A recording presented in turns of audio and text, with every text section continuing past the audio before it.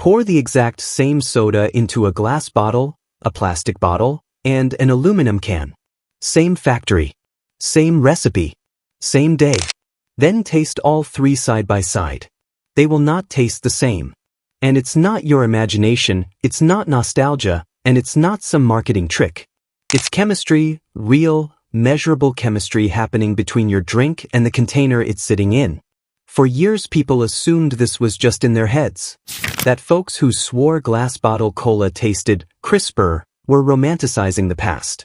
But food scientists have actually tested this, and what they found is genuinely surprising. Your drink is having a quiet, invisible conversation with its container, and depending on whether that container is glass, plastic, or metal, that conversation changes the flavor before the liquid ever touches your lips.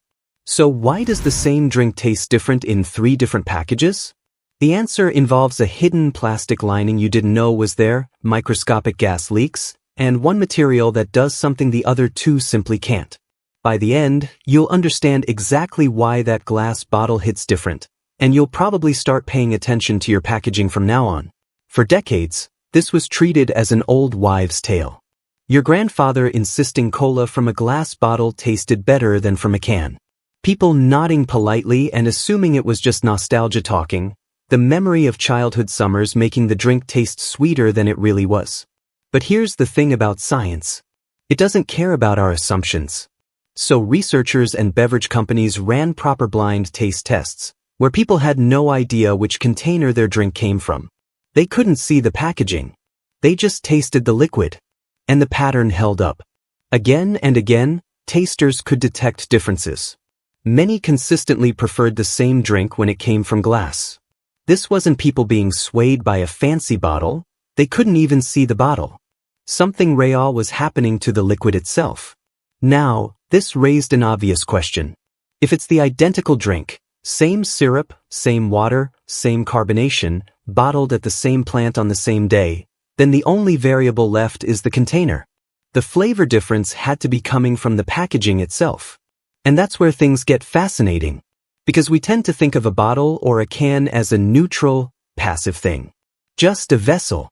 A wall between the drink and the outside world. But it turns out the container is not a silent bystander. It's an active participant. It can add things to your drink, it can take things away, and it can let the outside world sneak in. Glass, plastic, and aluminum each do this very differently, and that's the whole story. Let's start with the plastic bottle, because what's happening here surprises almost everyone. Plastic feels solid. It feels like a sealed wall. But on a microscopic level, plastic is not airtight. The material that makes up most drink bottles, called PET, has a structure that is slightly porous to gases. Over time, 2 things happen, and both of them hurt the flavor. First, the carbonation leaks out. The fizz in your soda is carbon dioxide gas dissolved into the liquid under pressure. In a plastic bottle, that gas slowly seeps right through the walls of the bottle and escapes into the air. This is why a plastic bottle of soda goes flat faster than glass, even when it's never been opened. The bottle is very slowly breathing your fizz away. Second, and this is the bigger one, plastic can leak flavor in both directions. Oxygen from the outside air gradually works its way in through the plastic, and oxygen is the enemy of fresh flavor. It causes subtle oxidation that dulls and changes the taste. At the same time, the plastic itself can release tiny trace compounds into the liquid. Plastic is made from a chemical recipe, and minute amounts of those compounds can migrate into your drink, especially if the bottle gets warm. You've probably tasted this yourself, that faintly plastic taste in a water bottle left in a hot car. That's not nothing. That's literally the container dissolving, in microscopic amounts, into what you're drinking. So a plastic bottle is actively changing your drink in 3 ways at once, letting the fizz out, letting oxygen in, and adding a faint flavor of its own. None of it is dangerous in normal amounts, but your taste buds notice. Now let's talk about the can, because there's a secret here that most people have never heard. You might assume that when you drink from a can, your soda is touching aluminum. It isn't. It never does. Every single aluminum drink can has a thin plastic lining sprayed onto the inside. A coating so thin you'd never see it, separating the metal from the liquid. Because many drinks, especially sodas, are acidic. And acid plus aluminum is a bad combination. Without that lining, the acid in the drink would slowly corrode the metal, the aluminum would leach into your beverage, and you'd end up with a metallic-tasting drink in a damaged can. So manufacturers coat the entire inside with a protective polymer layer. The drink touches that lining, not the metal. But here's the catch. That lining is a type of plastic. And just like the plastic bottle, it can interact with the drink. Some people are far more sensitive to this than others, which is exactly why certain people swear canned soda has a faint metallic or different taste, while others can't detect it at all. It often comes down to how sensitive your particular taste buds are to those trace compounds from the lining. There's also the metal itself. Even with the lining, the can is a thin metal shell that you press your lips against. The cold metal rim, the way it conducts temperature, even the smell of the aluminum near your nose as you drink, all of it feeds into your brain's overall impression of the flavor. Because here's something most people don't realize.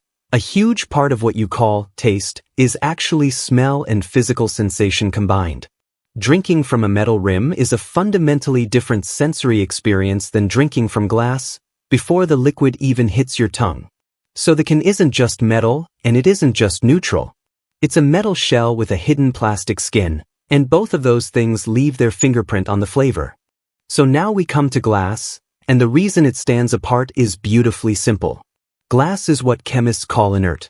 That word, inert, is the whole secret. It means glass doesn't react.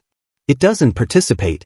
Unlike plastic, glass has no pores for gas to sneak through. It's a true, complete barrier. The fizz can't escape and oxygen can't get in. Your drink stays as carbonated and as fresh as the day it was bottled. And unlike both the plastic bottle and the can's lining, glass adds absolutely nothing to your drink. There are no trace compounds to migrate into the liquid. No plastic flavor.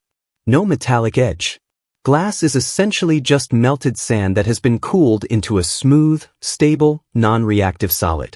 It will sit there holding your drink for years without giving up a single molecule of itself into the liquid. This is why scientists actually use glass containers when they need to store something without contaminating it.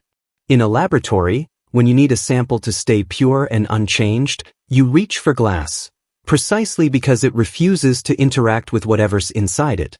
Your glass soda bottle is, in a sense, a laboratory-grade storage vessel.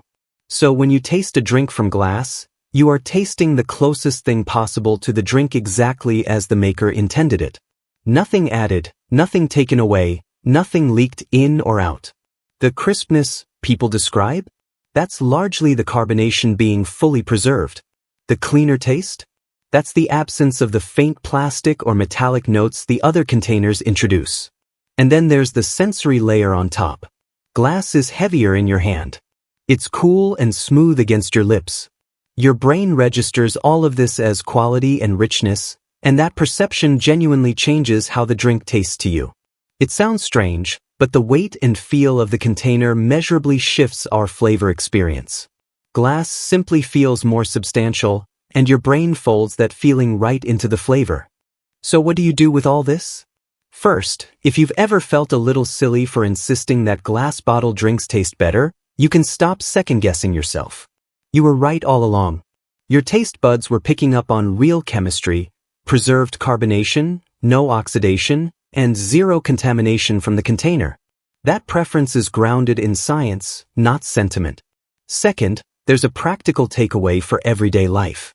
If you've got a drink and you want it at its absolute freshest and most flavorful, glass is genuinely the best choice. If you only have plastic, try to keep it cool. Heat dramatically speeds up everything we talked about, both the leaking and the leaching. A warm plastic bottle is the worst-case scenario for flavor. A cold one is far better.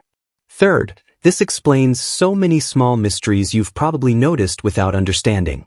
Why bottled water in glass tastes purer? Why soda from a fountain, a can, a plastic bottle, and a glass bottle all taste subtly different even when it's the same brand? Why your drink left in a hot car tastes off? Now you know, it's the container talking back to the drink the entire time. And here's the broader idea worth holding on to. We tend to think of packaging as just a wrapper, something to throw away the moment we're done. But the container is never neutral. It's in constant, quiet conversation with whatever it holds. From the moment a drink is sealed to the moment you open it, the package is shaping the contents. Glass just happens to be the polite guest that keeps to itself and changes nothing.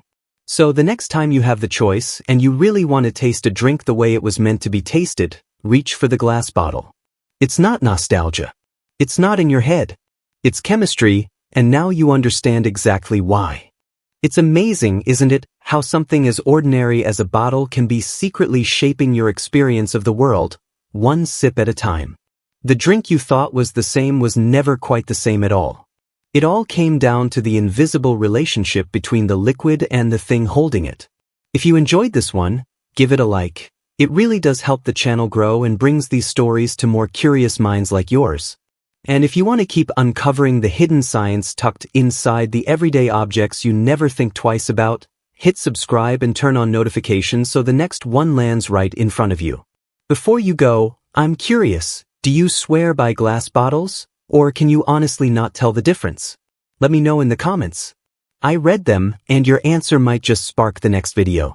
Thanks for watching, and I'll see you in the next one.